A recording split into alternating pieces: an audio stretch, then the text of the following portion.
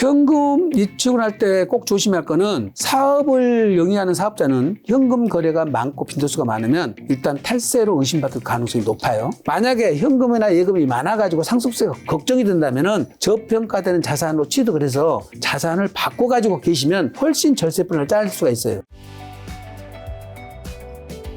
자, 요즘에 또 현금 입출금 잘못하면 세금 조사 나온다는 이야기도 유튜브 상에 굉장히 많은데 네. 일단 진짜인가요? 우선 요즘에는 현금 거래를 하는 경우가 정상적인 경우는 거의 없잖아요. 예, 사실은 어떤 업소 같은 경우는 현금을 아예 안 받는 데도 있더라고요. 맞아. 카드만 사용하는 데가 있습니다. 그런데 이제 그러다 보니까 현금 거래는 두 가지 측면이에요. 본주와 관련된 자금이거나 또는 탈세와 관련된 자금인 거죠. 예. 카드로 안 하면 할인해준다. 할인해준다. 이런 얘기. 예. 그러니까 그런 것 때문에 현금 거래 자체가 국세청 입장에서는 예, 어떤 과표 양성화를 위해서 관심을 가질 수밖에 없습니다. 그래서 사업용 계좌를 거치지 않고 현금 거래한 것에 대해서는 매출 누락일 가능성이 높고, 그 다음에 가공 거래 가능성이 높고, 그런 것 때문에 세무조사에서 상당히 관심을 갖고 보는 것이죠.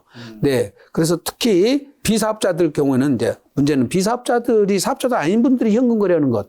요거는 거의 이제 상속세나 증여세를 덜 내기 위해서 포탈이라는 표현은 좀 그렇고요. 이제 서민들 입장에서 보면은 어떻게 줄여볼까 하고 그걸 현금으로 좀 해서 자녀들한테 표 안 나게 준다고 현금을 좀 마련하면서 이제 그것 때문에 스트레스를 엄청 받으시는 것 같아요. 네, 그래서 이제 어떻게 보면 자산가들이 탈세 목적으로 현금 인출해서 보관해가지고 예, 그거를 자녀들한테 물려주는 것. 이거는 금지할 일이지만 아까 제가 가족 간 공통으로 사용하기 위해서 용돈을 좀 준다든지 생활비를 좀 지원해 준다든지 이런 정도 규모로 현금을 주기 위해서 현금 마련하는 거는 스트레스 안 받아도 괜찮습니다. 그런 건 문제될 일도 없고요. 네. 자, 상속세 적게 내려고 네. 인출기에서 현금 뽑아서 네. 금고에 쌓아두고 몰래 주려고 하는 분도 있는 걸로 저 아는데 네. 이러면 괜찮은지랑 이런 거 혹시 국세청 어떻게 잡나요? 우선 단기간에 이제 인출이 이제 현금이 됐다면 세무조사를 개별적으로 받을 수도 있겠죠. 그런데 그 장기간에 걸쳐서 한번 생각해봐요. 10년 동안에 1년에 한 글쎄요, 한 5천만 원씩 해서 10년 동안 5억을 인출했어요. 현금으로. 그건 못 잡을 것 예, 같은데. 그런 거는 세무서에서 할 수도 없고요. 그렇게까지 정성 들여서 사는 사람은 예, 그렇게 세금을 이제 안 내도 될 만큼 어떻게 보면은 큰 정성을 들였죠. 근데 그 사이에 스트레스가 어마어마한 거지 않습니까? 얼마나 불안하고 뺄 때마다 불안하고 또 눈치 봐야 되고 네. 또 이제 그것이 지금 우리가 뭐 CRT, SRT 해가지고 다 금융기관에 보고하게 돼 있지 않습니까? 그런 걸 극복하고 이걸 모아놨다는 건데 상속 개시일이 임박해서 하면 안 되는 건 아시잖아요. 1년에 2억, 그 다음에 2년 안에 5억을 초과하는 금액들이 인출되면 다 그거를 본인들이 소명을 해야 되니까. 이제 더 중요한 거는 아까 말씀드린 대로 이제 자녀들이 PCI 분석을 통해서 자기가 소득을 올렸던 것보다 자산 증가 속도가 많으면 너 이 돈 어디서 났어? 이렇게 묻는다고 그랬지 않습니까? 그러니까 이 재산을 취득하고 투자하려고 하더라도 세금 낸 근본이 있어야만이 이거를 재산을 늘릴 수가 있다는 겁니다. 안 그러면 계속 불안한 상태에서 뭘 해야 되는 거예요. 그러니까 세금을 탈세를 해가지고 고의적으로 탈세를 해가지고 이런 것들을 자산 운용을 하면서 불안하게 하면서 내가 건강까지 나빠져 가면서 이렇게까지 세금을 탈세할 이유가 있습니까? 그래서 탈세 목적이 아니라면 그다음에 현금 뽑아서 그걸 가족 간에 사용하는 정도는 괜찮지만 탈세 목적으로 하는 것들은 다 걸리게 돼 있고요. 근데 어떤 분들이 이런 분도 있어요. 아버지가 대전에 병원에 요양병원에 가 계시는데 서울에 있는 아들이 계속 인출을 ATM기에서 뽑는 거예요.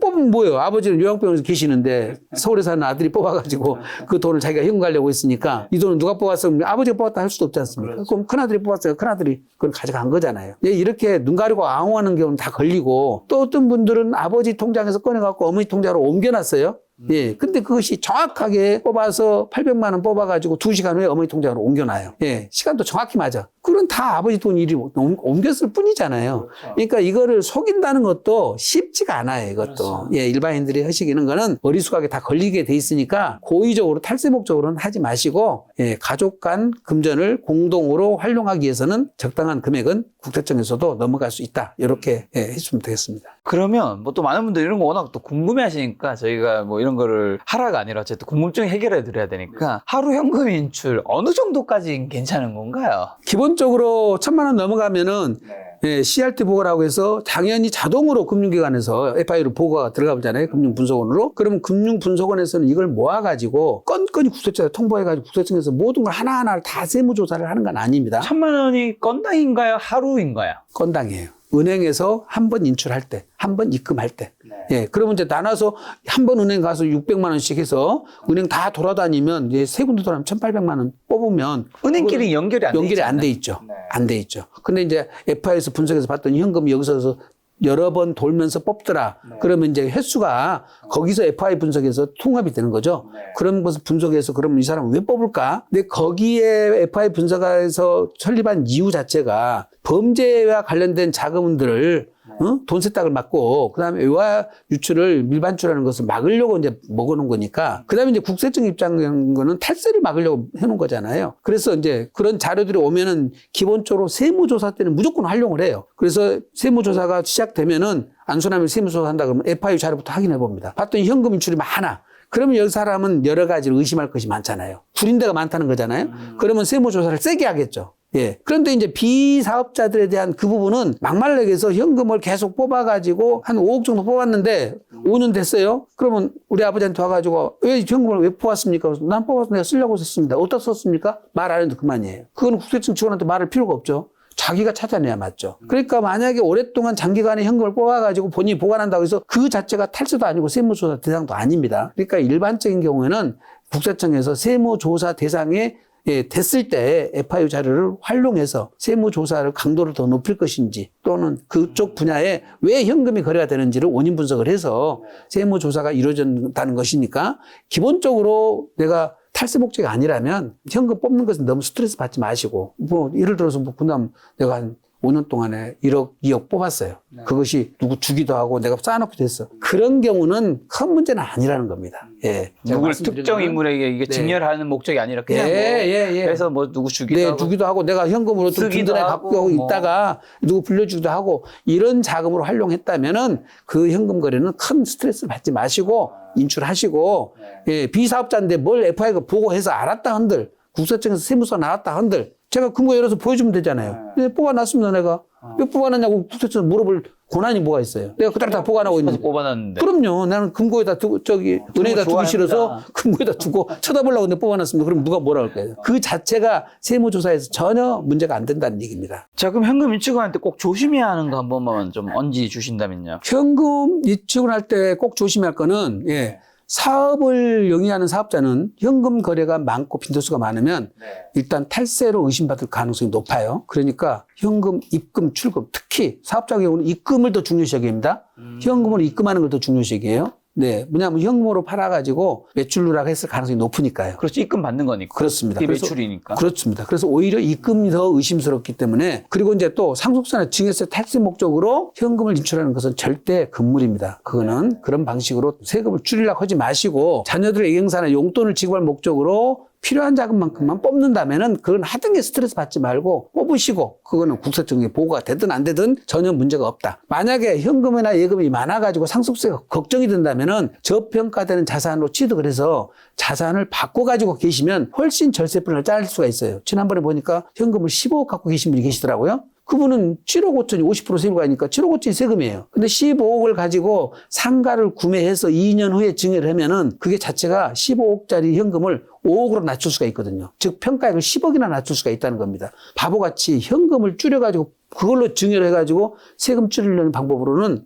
구시대적 방법이다. 이렇게 아시면 되겠습니다. 자, 근데 주변에 또 자녀에게 돈을 주고도 세금을 안 내는데 문제가 없었다고 하는 사람들도 있단 말이죠. 이런 일은 왜 발생하는 경우고 진짜 문제가 나중에도 없는 건가요? 저는 이제 우선 기본적으로 세무 공수가 지금 한 2만 명 돼요. 그리고 우리나라 국민은 5천만이잖아요. 2만 명 중에서 조사자의 조사 공무원의 종사자는 글쎄 한 20% 될까요? 한 4천 명? 4천 명이 우리 대한민국 국민들을 모두 감시하겠습니까? 뭘 하겠습니까? 아까 설명드린 대로 세무조사가 아닌 거는 거의 이것이 적출될 리도 없고 알 수도 없어요. 그 다음에 가족 간에 은밀하게 일어나고 있는 일을 어떻게 알겠습니까? 그래 대신 진짜 그 표 안 나게 자식들한테 주고 있는데 예를 들어서 자녀가 장가를 갔어요. 집 마련한다고 한 3억, 5억 보태줬어요. 자, 그 보태주는 사람이 한둘입니까? 대부분의 가족들 중에 다 보태주잖아요.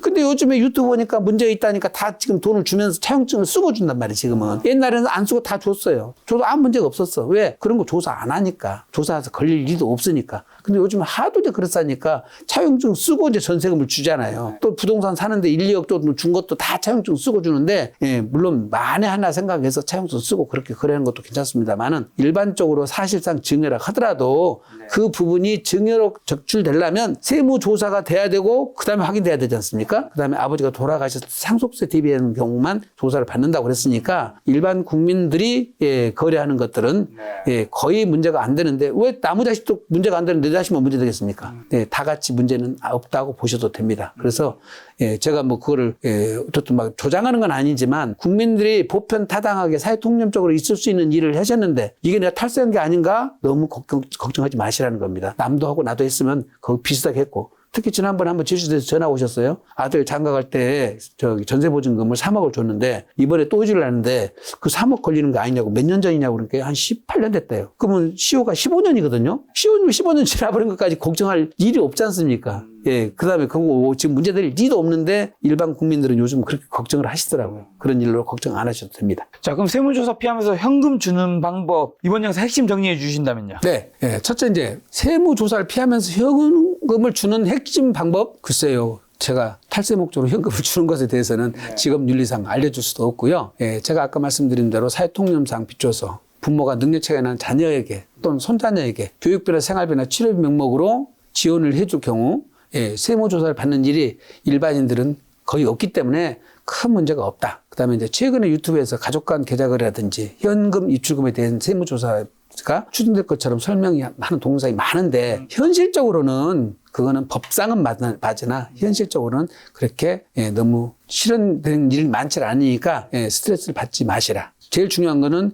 불법적이고 탈세할 목적으로 큰 금액을 거래한 경우는 예, 그거는 하지 마시고 예, 그런 것들은 예, 세무조사를 통해서 적출될 가능성이 높습니다. 사회통념 비추어서 예, 우리 국민들이 누구나 하는 일에 대해서는 예, 큰 스트레스 받지 마셨으면 좋겠다 생각이 듭니다. 네.